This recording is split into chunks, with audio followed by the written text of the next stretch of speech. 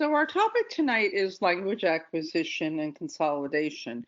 We find as we go through the summer workshops and through the year, especially on Facebook, that this is an area that stresses people out to no end. And part of it's because of our past training, and part of it's because the book is different than maybe the kind of book you learned from. But these are some of the questions we hear along the way.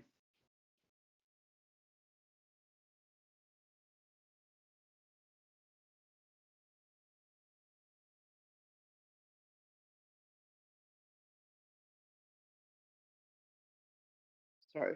And we know that many of these questions come out of concern for doing a good job. And so we're hoping through what we know about the course and what we have kind of, been able to distill down, we can give you some reassurance that you're on the right track and that many things that you're worried about will play out easily if you follow the book and basically trust the course. So we thought one of the ways that we could help you with that is to just give you an overview of what the course looks like.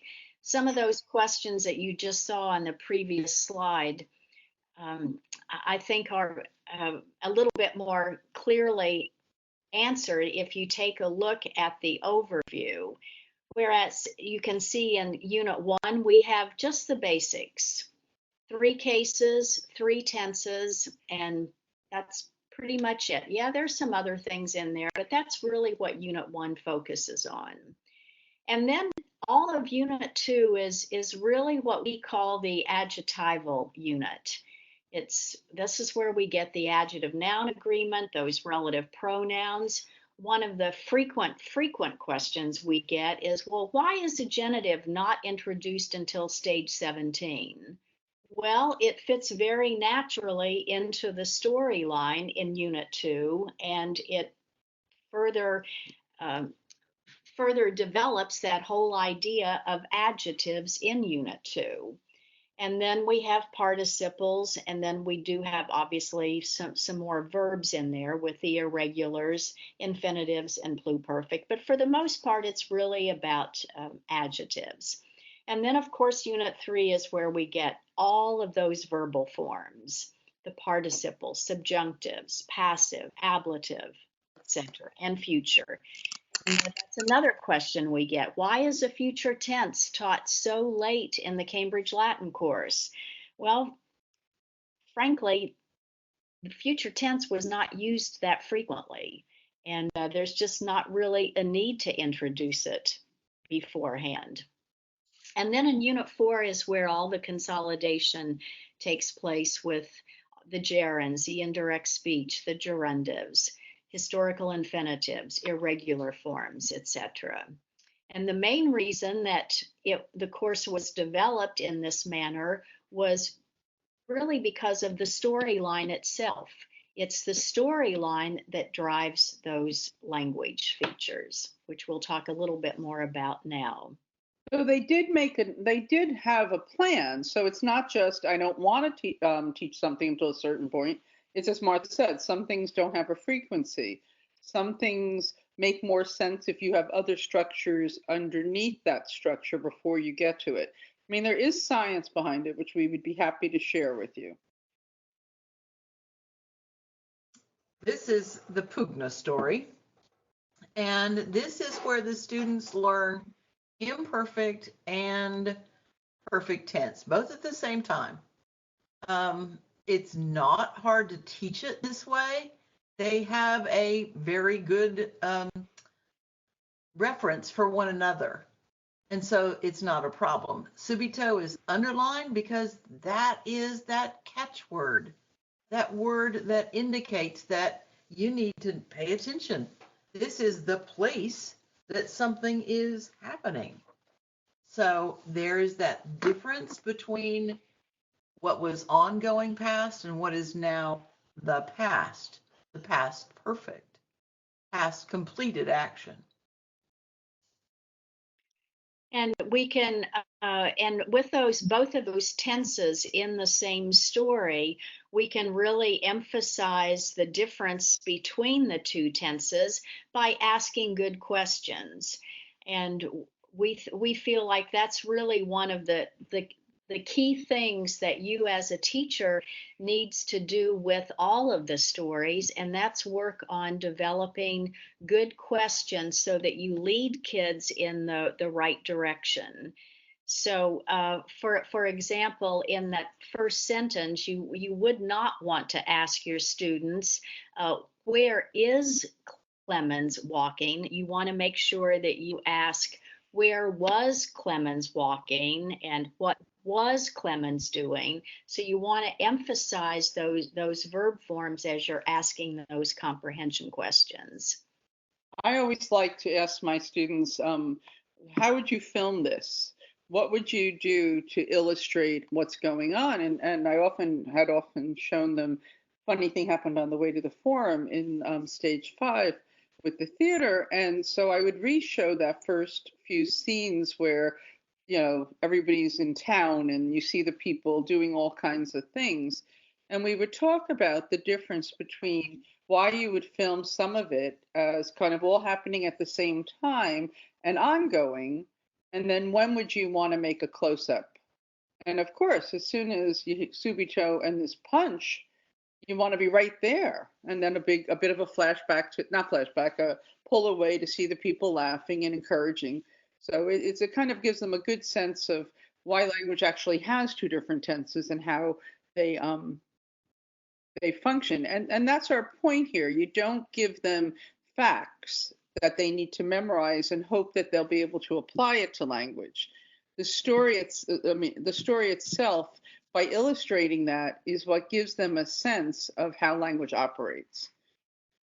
And because it's interesting, they want to know more about it. So one of the things the book does is it has plopped the new grammar points in a section called About the Language. Sometimes there's one, sometimes there's two. Once in a while there's three, but they're never until you've been through the model sentences and at least one or two of the stories. And that is deliberate, because you're not going to start class by saying, all right, we're starting stage 6. This is about past tenses. Tell me what you know about past tenses in English. What's the preterite? What's this? What's that? Can you give me names? How do we use them in English?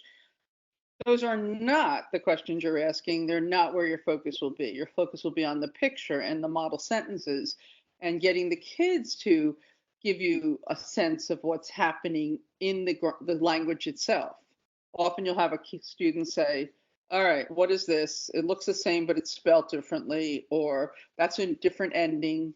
And that's because the grammar you want to bring the grammar out of them. And so you won't consolidate consolidate it with them until you get to the about the language note. You want them and you to form these habits. Right. And as you can see, this about the language from stage 6, one of the other questions we get frequently is, why is about the language placed in a stage where it is? Right. And as we just said earlier, the whole point is that students have the opportunity to see that new language feature in the model sentences, and then in at least one story, if not two. And after they've had a chance to actually see it in the context in the storyline, then the language note is made and placed appropriately in the stage. Exactly. So one of the very cool things about this series is when they developed it, they decided, instead of it being about the building blocks that we think of when we studied from Jenny or Wheelock or Moreland and Fleischer, of one piece that you're going to add to another piece, they decided that they were going to look at language as having patterns. I always talk to my students about patterns, and I have a musical background, so I'll do that knocking. And of course, somebody will always finish my knock for me. And I say to them, why do you do that? And it's because everybody knows that's how it goes. You can say a famous phrase and everybody will finish it for you because everyone knows how it goes. Well, that's, as Donna said before, is a habit.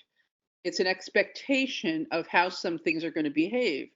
So the Cambridge Latin course is built in such a way that you start in stage one with three very simple sentence patterns. Two are predicate nominative type patterns, and one is got an action verb, and but that's not the terminology you use. You just show them the different patterns. You do some substitution with caecilius and pater. But at the end of that first stage, they have that pretty much locked down. And so then in the second stage, all of a sudden, you introduce a accusative, a direct object, and that is in contrast to the first pattern. But slowly but surely, you're going to keep adding other things in that are the same but different. If here we have caecilius est in tublino, here we're going to have feminae puellae sunt in turba. And it keeps expanding and growing and challenging them by taking the information they've had before and adding more to it. So just and one of the ways that we can get kids to see those patterns is to really work on the oral component rather than isolated words. Make sure that you're reading those sentences and the students are repeating those sentences as an entire sentence or as a group of words. And the more they are able to get those words out and hear them in a particular group or phrase, the more they will internalize those patterns. They will begin to look for these patterns themselves. And expect them. Yes. Mm-hmm. So just so you know, and we have this as a document. We were just talking before we got on here that it's not actually in a teacher's manual in this format, but we have the 4 units identified by their sentence patterns. And it's kind of interesting to look at and see how things keep expanding. The student self-assessment sheets we have that are one of the things that NACCP sells have some of these sentences at the end of each one, which gives you a sense of it, can the kids handle that kind of a sentence. But what I like about them is it proves to you that, and to them, that you are really adding slowly but surely each piece and stretching them a little bit more. I also have said many times at workshops, you would never put this information on the board for students. But if you have a department head who gets a little twitchy about what exactly you're teaching, it looks great in a teacher's a lesson plan to say that we are covering the pattern, blah, blah, blah, using such and such. Just steal the information and move on. We do think it's helpful, though, when you can see these sentence patterns by unit and you see them all grouped together, because these sentences that do appear in that little gray box in each of the stages, but I think it's really compelling when you see all of these sentences together as a group and you can read down through them in the unit, and I think you as a teacher will better understand how the patterning works. It's reassuring too, because especially for all of you who go on to AP or an IB curriculum and you have to get somewhere and sometimes Cambridge feels easy. Well, yeah, but all of a sudden in stage 26, your students are getting sentences that have stringing and nesting in it, and sentences where different things are being left out. I mean, it's really quite reassuring to see all that is happening. Chiasmus and more, as I said, of that. And this is only to stage 34. And then when you get to the 4th book, in some ways it looks easy again, but that's because it's refining and adding in some things. And finally, in 48, there's no new patterns. How nice.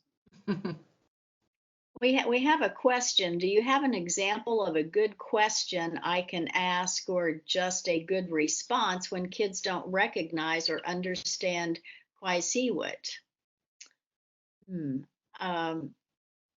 As opposed to quaiso quairit to me? I mean, as Are you asking about the past tense of quairo? Is that what you're asking? I think if you are asking that, that you can show other, I mean, all you're pointing out is the V. Do you see the V, the beginning, quai, and the V? That makes it some sort of connection. And you can simply tell them, look, this is, an orthographic change. Mm-hmm. And I guess I want to know, when are you concerned that they don't recognize it? Is it the first time through? I had many a student who would look at a perfect form of a verb and not make the jump back to the present form. That's fine. We would figure it out as a group. Someone might know, and if they didn't, I would put the two forms, as Donna said, side by side. If we're continuing along and there's a form of indifference to attaching the two words together, well, then that might be something, one of our worksheets or something where you just run through all the words in class. All right, we're going through this story. We're just going to look at the verbs. I'm going to call out the verb. Tell me what the present is. And just see what ones trip them up, or have them put them on the board. Sometimes we have an expectation that students should be able to make the jump that we can easily see. And I don't know that that's something we should always expect, but we can push them to know it if for some reason they're not holding on to it. And I think another beauty of the patterning and the course itself is that it spirals. Yes. So it's not the only time they're going to see quite Seawit. They're going to see them repeatedly.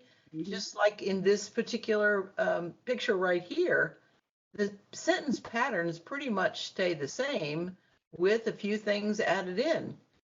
If they don't understand the qui part in 15, well, take them back. Take them back to stage 1. Show them how it works together.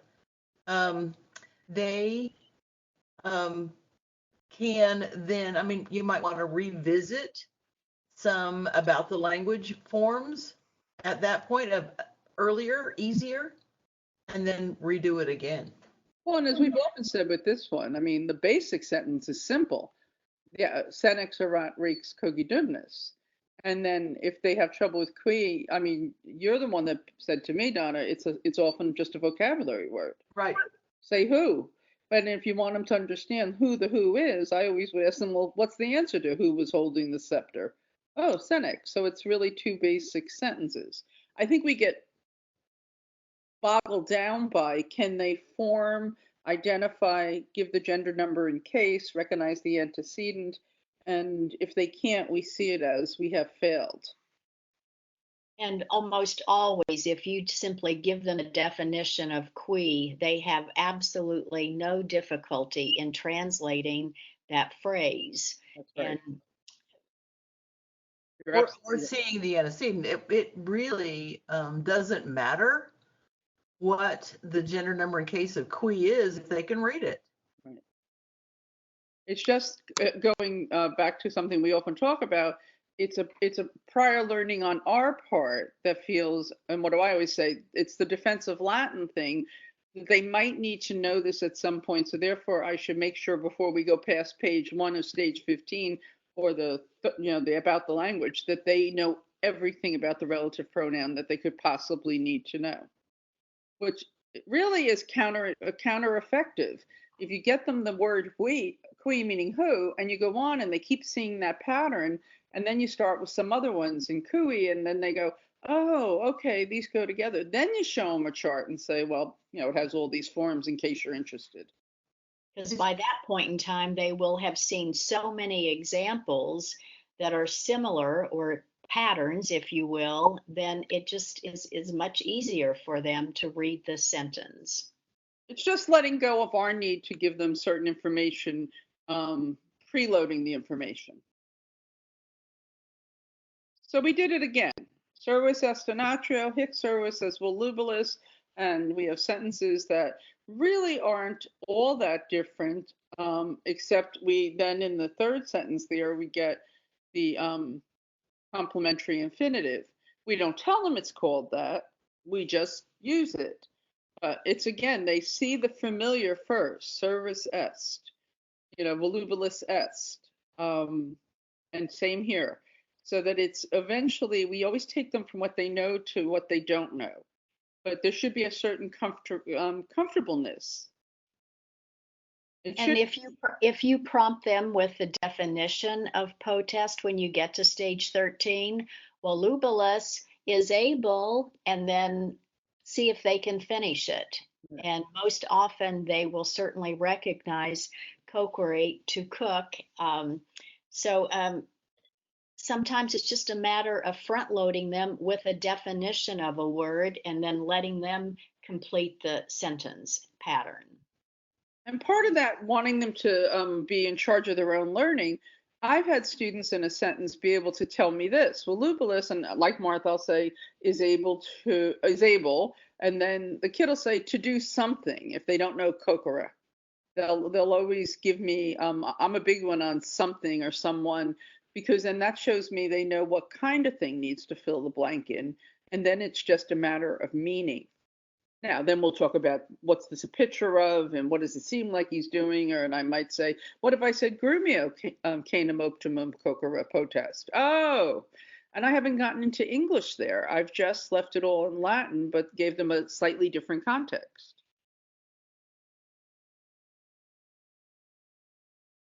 So, okay, that's how the book is set up, and that's the way it thinks. But how do you do it with your students? We all have kids who have different experience levels with language at all.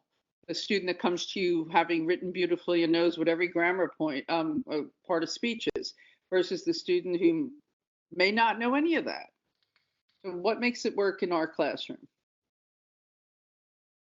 And if you take a look at the teacher's manual, that it really outlines for you very nicely how to go about introducing the language information to your students. There's always that little gray box at the very beginning that talks about the culture and the storyline in the stage, but notice the main language features. And then there are the sentence patterns again. And so many times it becomes too easy for us to want to teach the students every language feature that is in a particular stage. Whereas if you would just try to key your focus on those specific things within that stage, which, as you can see here in stage 6, is just simply the imperfect and the perfect of third. And it's only V verbs. It's not every perfect that exists.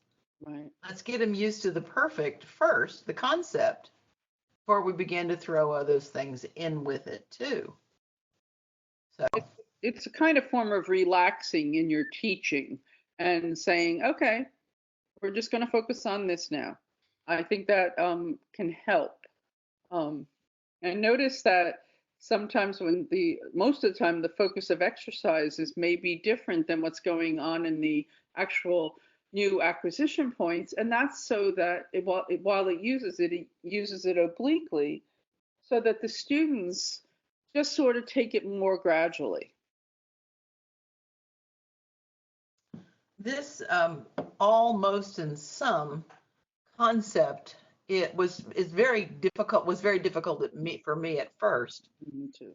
Because I want them to know everything. I want every kid to know everything because I want them to stay all 4 years, et cetera, et cetera. As I said before, the course spirals. So by the time we get to the end of Latin 2, they pretty much had, and that means the Unit 3 book, that means that they've had most everything. So you have to decide, what is the bottom line? What is the thing that every student should walk away from stage 6 with? And then what do you want most of them to get? And then what will only some of them get? There's no right or wrong answer. It's not that we have these all written down someplace and that it's a thing you must do, but it's just something for you to think about. It's like testing that we do across the United States. What is it that everybody should be able to do? And then go down from there. And I think that the temptation, especially when mastery became a buzzword for us all, is, well, everybody has to know this before we can go on. And it's when sometimes teachers will say to us, I don't know how you cover so many stages. I spend weeks, and I don't mean two, like 3 or 4 in like stage 6 and 7. And you're like, why? And it's because they're pounding home the acquisition instead of letting it evolve. And so to Donna's point, almost in some, one possibility is this for stage 6.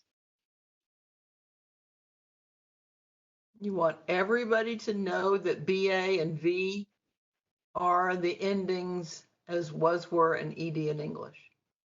You're not asking them to form it. You're asking them to read it. And then you want most of them to be comfortable saying those words. And only some of them will be able to form them or manipulate them if you give them So if you were to look at a story, you might want them to be able, you might run through the story and come across, well, Kaba, and you expect every kid to say, the king, the so-and-so was, or, come across something that says ambula wit and say so-and-so walked. But then, okay, I want you to go through and find me all the imperfects. And some kids are going to be like, wait a minute, what's an imperfect? And you might have to remind those kids it's a BA, but the majority of kids are going to actually be able to do it. If you were to do something on the board, maybe at the end of a period, and say, okay, here's ambula, let's make it imperfect. Someone's going to call out ambula bud. But there's a lot of kids that are going to sit there and go, oh, okay, that's what she means. That's okay. That's them all learning. And you're going to slowly but surely stretch that group to where more and more can do it. We tend to make ourselves crazy about it. And that's the hardest thing, I think, for most of us as teachers. We can't let go. We want to keep pushing and pushing and pushing until they all know it. But they're going to see those forms again in stage 7. And if a few of them didn't get it in 6, they're going to see it again in 7 and 8 and all the way throughout the rest of the unit. So they will get it eventually. So I used to do a lot of theater, and I am one of those people that takes a little time to learn dance steps. And usually there was somebody in the group who could follow the choreographer and just look like she had learned it or he had learned it weeks ago. I needed a couple of days, but I would always say to them, just keep going. I need to kind of get my brain around it and get used to it. And once I had it very well. So if we had waited for me to have it, first of all, my stress level would have been so high, and other people were in my boat too, but it wouldn't have necessarily paid off. Because by the time we did it yet again the next day, all of a sudden certain things were becoming part of what I had now processed. And I think that's true with a lot of students too. Well, and you've all had those students who look up at you with, that aha moment, and they say, well, why didn't you teach us that before? Well, excuse me, I think I did, but you just weren't ready for it. Yeah. I like that in group work when all of a sudden someone will say, oh, it's always this. Yes, it is. Yeah. So to that end, there's a temptation to want to get through a story and just be done with it. But really, for the student to have the same level of familiarity with the stories and the language itself that you have, they need to encounter it a bunch of different times in a bunch of different ways. So one of the ways is they have to hear it. You need to read the sentences out loud and have them repeat them. That's the say it. While they're reading it, the first 3, they need to get kinesthetically involved using their vision, their hearing, and their mouths and connect all that together. You can have them do group choral work. You can have them popcorn it. You can have people one side of the room do one set of sentences. The whole point is to get them to start to own that information by getting it something that they're using their body to process it. And then as you go on, you want them to do things like act it out. Martha, what is it? The tapping and the For, rolling? for example, with the perfect and the imperfect, you could go back to that first story, Pugna, in stage 6, and just read the story to them orally. And when students come across an imperfect verb, you could have the students do a rolling motion with their hands for that ongoing action in the past tense. And when the students hear a verb in perfect tense, you could have them tap on the desk or raise their hand or whatever motion you wanted to associate with it. But it gets the students involved where they're listening to the story in Latin and letting you know how they're grasping that concept of perfect and imperfect. Somebody will miss something, but that's okay. We used to play charades, and I did it with tenses at one point, and one of the kids are like, okay, how do I do the past tense? Isn't it just going to look like the present tense? And another kid said no, because the present tense, he kind of made it all loose, like, look, I'm standing here.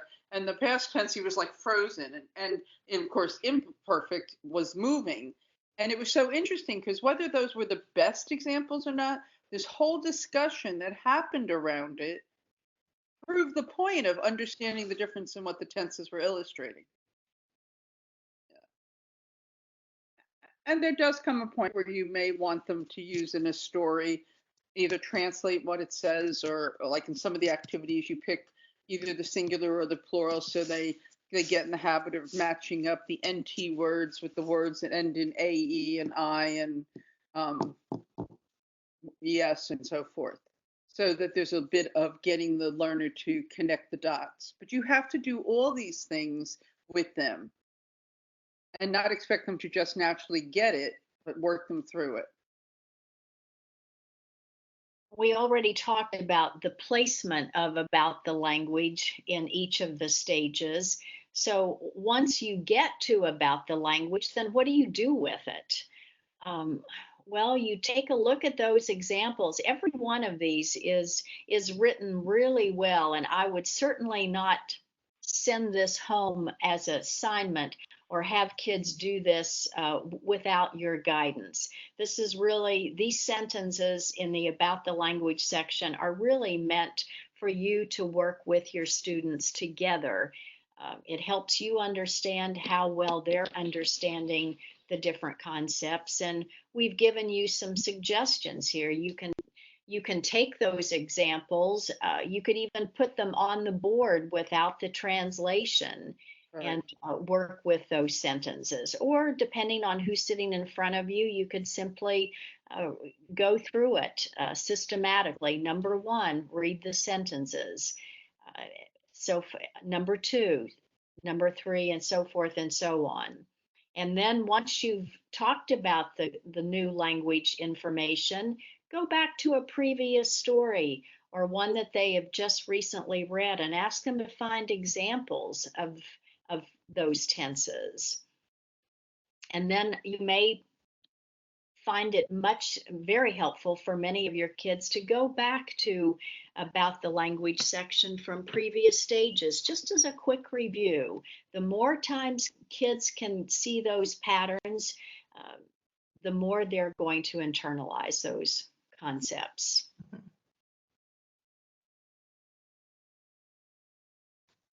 Practicing the language, of course, is actually practicing what they've learned. However, it may not be what was in the stage. It may be from a previous stage, much earlier.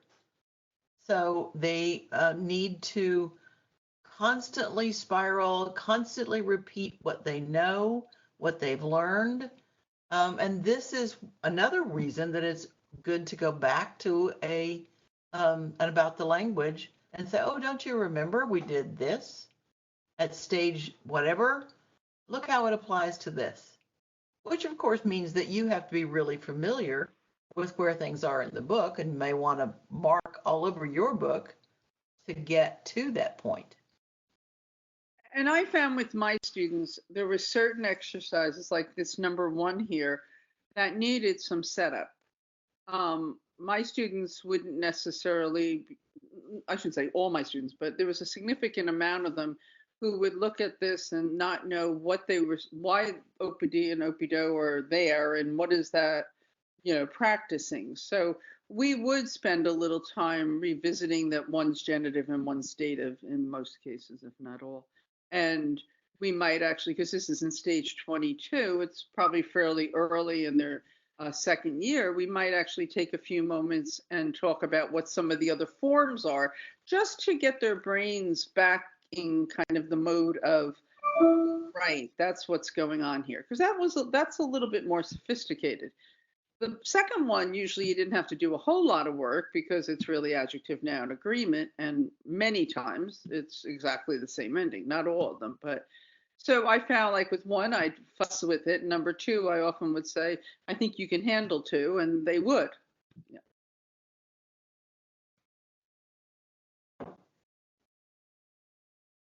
And this is going back to stage 6. The story Alarus, and you can see from the instructions that it's a nice story with some comprehension questions, but it's really about all of the different tenses are used to tell this story, and it's not just practicing the perfect and the imperfect tenses. So as you read the story, you can ask some good comprehension questions and to help students figure out what tenses are being used and why. And notice we talk about good questioning, but look at this first question. Who was hurrying? So there's no trick here. They're given the hint as to what's the right tense. And the actual practicing of tenses is oblique. It's not ever asked about specifically. It's just something that you need to know to understand the story. I love this saying because I think I'm so guilty that I don't always do my planning like I should. I might write a note that says do page 22, but that really isn't good enough. And so I need to really think about what my students need to practice before they're there. I mean, when I see it happening, they need to have a good example. I think this is probably one of the most important things we need to do. And when Donna referenced marking up your book, I am a big fan of that. I underlined all kinds of things. I underlined or put boxes around phrases that were the new language point. It wasn't because I couldn't see that it was a genitive or a dative or that it was a subjunctive clause. It was that in my busy day of 5 and 6 and some year 7 preps, when I was doing my planning, it was very helpful to glance and say, oh, this is a good story to review. Yes, this. It might be the chapters about this, but there's a lot of this in this stage, in this story. Or it would help me if I wanted to do some review quickly, like on my feet at the moment. I'd say to the kids, you know what, there are 7 genitives in the story. Take a moment and find them, or there are a whole lot of this. I have a number written in my book. See how many you come up with. And, we do some kind of a prize thing.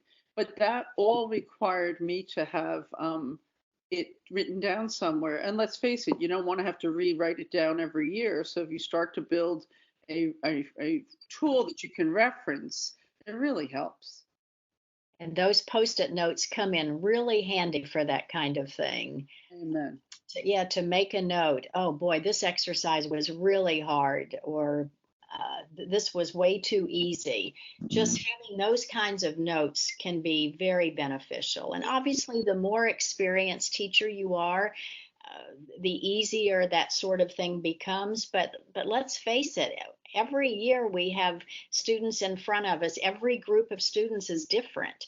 So what might have been easy for last year's group might be incredibly difficult for this year's group. Good point. Yes.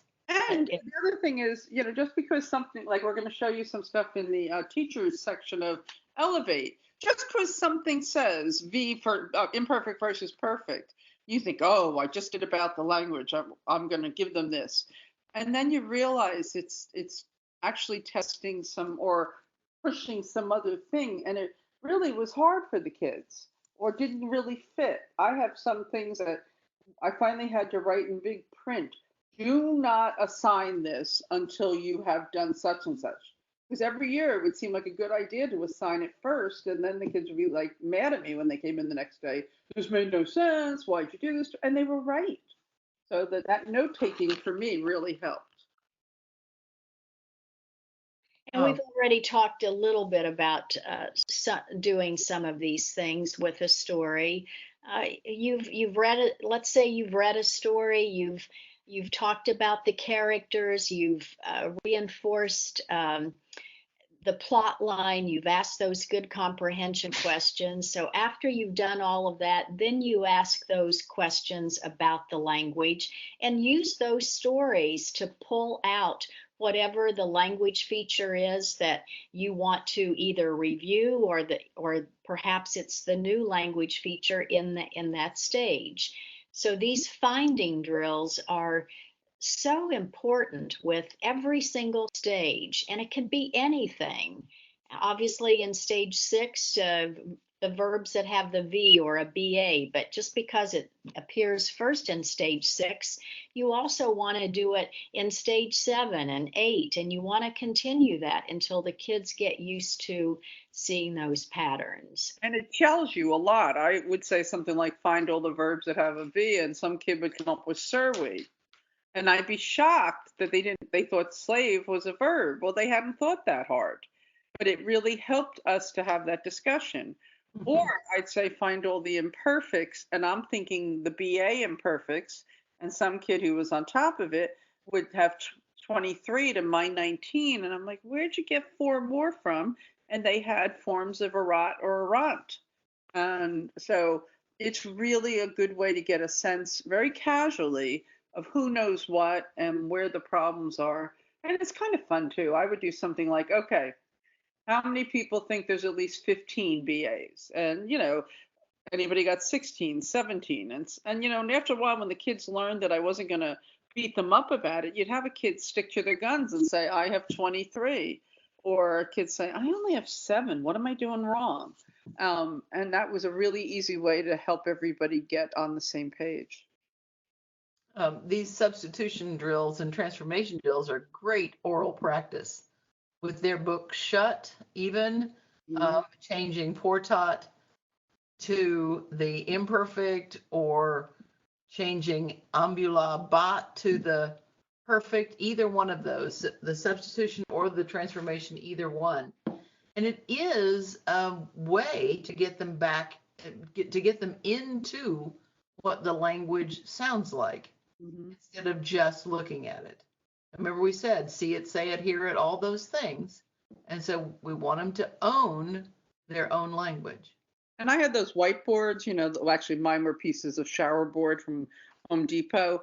And, sometimes I would do it like, okay, I'm going to call out, ambulat, make it perfect.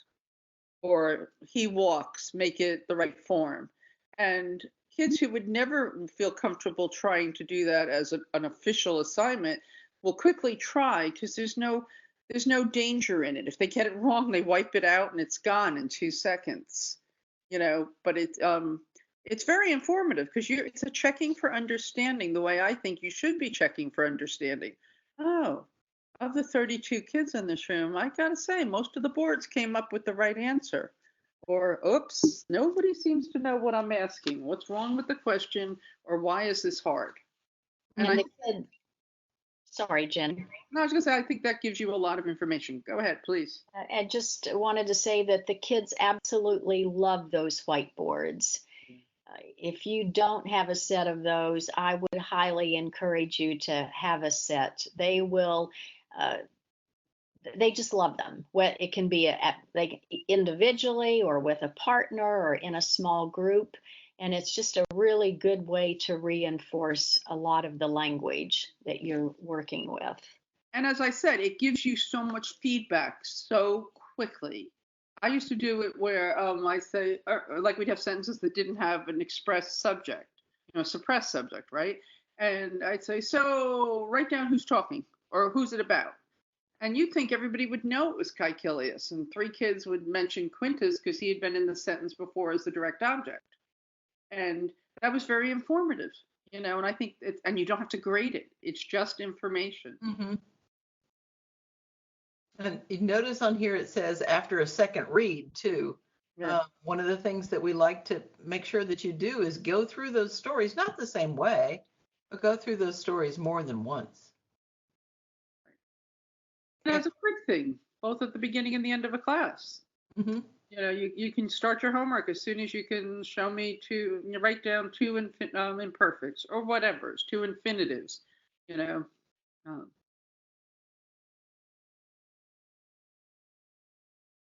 so this one's a much more focused reread of a previous story. This time, instead of asking the questions to lead towards comprehension, now you're using the questions to lead to the actual language points. To help these students start to get that moment where they're going to go, oh, I see. So you can do that. And as I mentioned, you can give them a number and ask them to find them. They'll either find them or they'll be way off. And either way, it gives you information. We mentioned a bunch of these, counting up something or finding a specific kind of participle. And then sometimes it's fun to just do it to give them a high sense of satisfaction.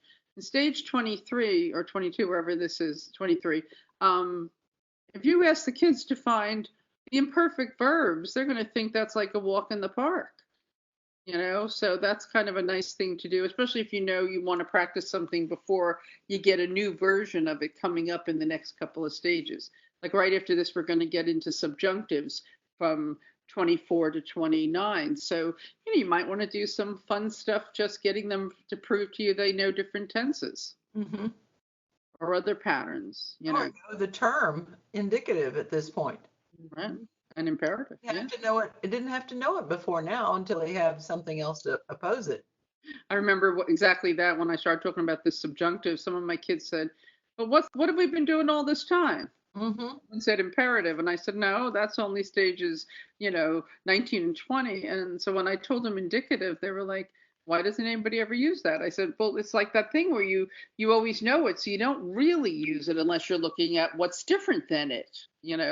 So it was like an interesting discussion about how we handle even language acquisition in all languages. Right.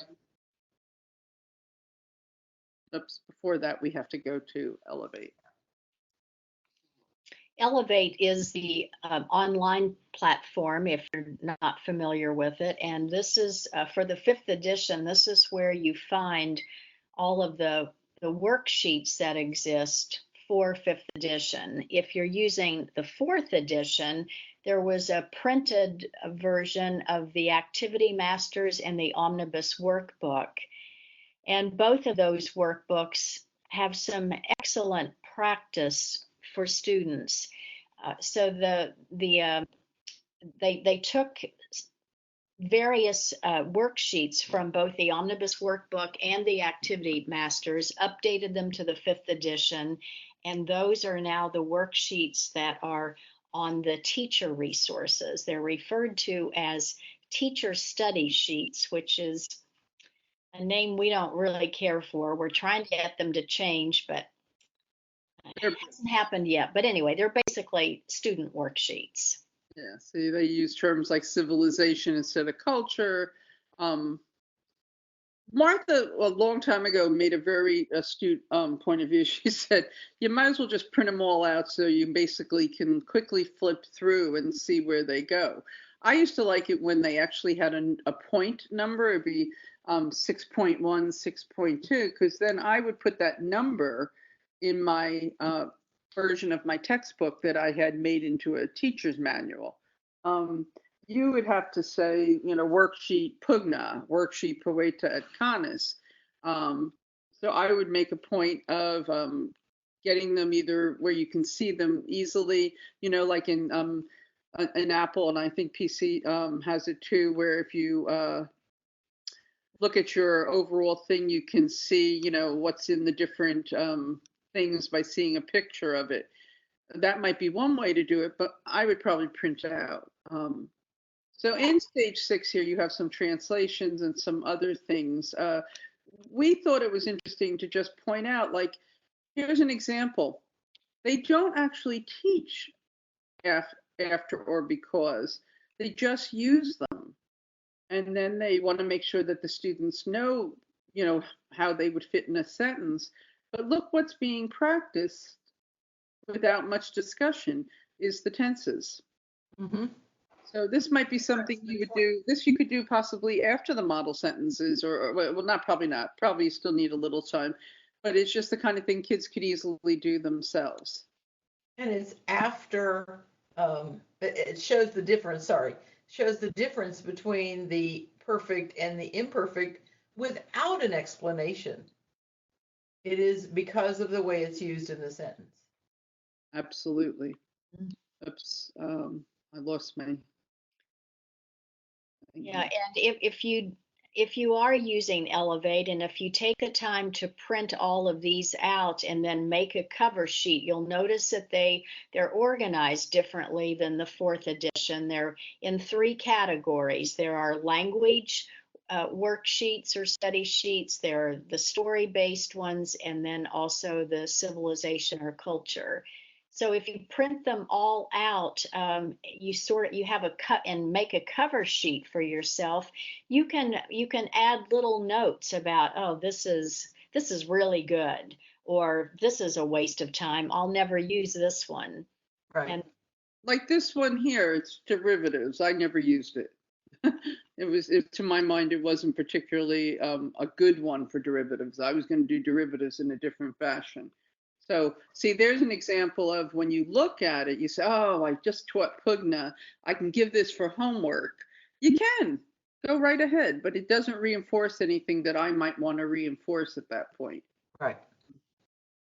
Some of them, we were saying as we went through these, that the other reason you need to go through them is you might need to have this discussion with yourself. We all liked this one, but not until close to the end of the stage. Mm-hmm. Because right. you're actually asking them to, even though this is nominative and accusative and the stage is about tense, you want to give them time to acquire all that, and then this should be fairly easy for them. I probably do 1 or 2 with them and then have them do a couple themselves. And this is so short. This would be a good little warm-up activity. You could do it orally, because there's only it's so short. I don't know that this would be something that I would send home for kids to do. I might do it, as I said, do the first one or the first and second one, and then say do C and D in each of these, either in class. I might even do it as a little quiz if I thought that they were comfortable with the information. It just depends, Quizzes don't have to be long. You're just trying to see all I think assessments are just trying to give both you and the student information. Do you have a handle on this? Can you use it correctly? Do you know something about it? Not, oh my gosh, you screwed up one thing, off with your head. So we like these. Now this one is using oral reading on your part, and teachers are always confused. Where are the sentences? Well, they are in the Answers. answers. And you say, where? Well, at the end. So, but this is good just to get the kids to listen. Caecilius pecuniam. Now, they saw the sentence numerat right back in stage 4 or 3 and 4, so it shouldn't be anything new. And here, they're both perfect. So the question is whether it's singular or plural, which is the work from stage 7. So very nicely, it brings together stuff from stage 5, 7, sorry, work that they've had in the past, and the V is just incidental. Then you can say to them, well, what does that actually say? Yeah, this is a good one. Yeah, I like that one a lot too. And then you have something that looks like, at least by its title, should be a good one. And this is. This is that consolidation thing you should do at some point. But, and this would address what Donna says about almost some. You're going to find quickly who's where. Yeah, and notice with all of these, we're not asking students to conjugate these verbs, write them out. We want them to simply recognize them and put them in the right tense category. So, and then we're not going to go through these because they're based on a story, and we're doing language tonight, but there are story ones, as Martha said, and then some culture, aka civilization ones. This is all in the teacher resources. Right. Those are. If you have Elevate, you should have both the teacher and the student resources at your disposal. You should have that. So in the student resources, one of the things we always want to point out that people don't seem to know is that one of the things that you can ask the students to do for homework is to listen to it. Multi pompeiani in taberna vinum bibebant. Clemens tabernam intravit. That can be a way to start to get them to hear the tenses and to hear the sentence patterning. We were talking about that. Have them say, you know what, tomorrow I'm going to ask you to read for me these 3 lines. Go home and listen to them, or these 5 lines. Right. If you have 5 lines, wrote to you have the next 5 lines. All of the stories are recorded, so you can have the students listen to every single story. The rest of this is more about comprehension, but you theoretically could have somebody go through, if you really have a weak student, and have them click on the verbs. It won't give them, you can have it, it will give them the analysis, meaning that it's third person plural, but it won't tell them they were drinking. They will have to come up with that. So, you can use this as a way to do it, or you could project it. I'm going to click on this. Raise your hand if you think you know what it means correctly, So I do a lot of that where everybody raises their hand, and sometimes I say, does someone want to volunteer or call out the answer as a group? And again, it gives them that freedom to make a mistake. I get a sense of who knows it. And that kid who's more shy, insecure, or less well prepared has a chance to learn it without being singled out. And you also could have them do that and take the quiz over it. So if you tell them to click on all the imperfect verbs, they can click on the imperfect verbs and then take a quiz on it. Oh, I never even thought of that one. Where have you been all my life? I don't know. Sorry. So, in other words, I'm clicking on all the scribe bots, and all right, let's say I just did all the imperfects, and then they took a quiz on the imperfects. Okay, but I'm tired, so I didn't finish. Okay. So we only generate, even just this, give me the 6, and these are the ones I clicked on, and I know there's 10 of them. Well, the kid's missing a few. Yeah. Yes. Very smart, Donna. Okay. And then go back to the story. I am. It's just not. Oh, sorry, my bad. I clicked on the wrong thing. The greatest thing, if you've not used it, about the 5th edition stories is the think button. Right. And those are just such excellent questions, no matter what you're heading toward, even if you're not heading toward anything except getting through Latin 2. They are excellent questions that make the kids go back into the story, go back into the language, because they have to prove what they're going to say. And it shows you some stuff that would see here it's using was. So it's right away reinforcing the imperfect here and the perfect. And if you're using the new assessments with the 5th edition, those new assessments are very, very similar to these think questions. Those are so the kids get to practice 2 stories in each stage with those think questions, and then the assessment, the new reading comprehension passage, has questions that are very similar to those. We like these a lot, these drag and drops, or sorting as they're called. This one is just reviewing, do you know the difference between a noun and a verb? And one of the things we like about them is if you get it wrong and you put Yano up here, I'm sorry, and you end up with Wendy, but here, when you finish and you click on I'm done, it's going to put back in the pool here anyone you got wrong. So the student has to correct it. So that one is not specific, but which tense would be a great one for them to practice if you were going to give a quiz or just to see what they know, and get them to do it up here, or you have them call it out if you project it. And then I would ask them, all right, before we go on, see, it says we can go on, but I might say, all right, so is everybody good on what all four of these mean? Or I might say, I'm going to call it out, portabot, everybody. He was carrying. Lacrimat, everybody knows it. I say sedebot, they go, and I'll say, well, sedet, and, oh, okay, he was sitting. You give them a lot of prompting. And then when they see the VITs, I might say, so what do you think portabots would be if it was over here? And you're helping them to generate it without actually making a big deal about it. And it does this 3 times. And see, again, it's going to practice the imperfect and the perfect without even mentioning it. And then you have a practicing the language, which is the same as in the book. But it is at least this kind of interactive. So yes. So, and then the thing is if the student writes,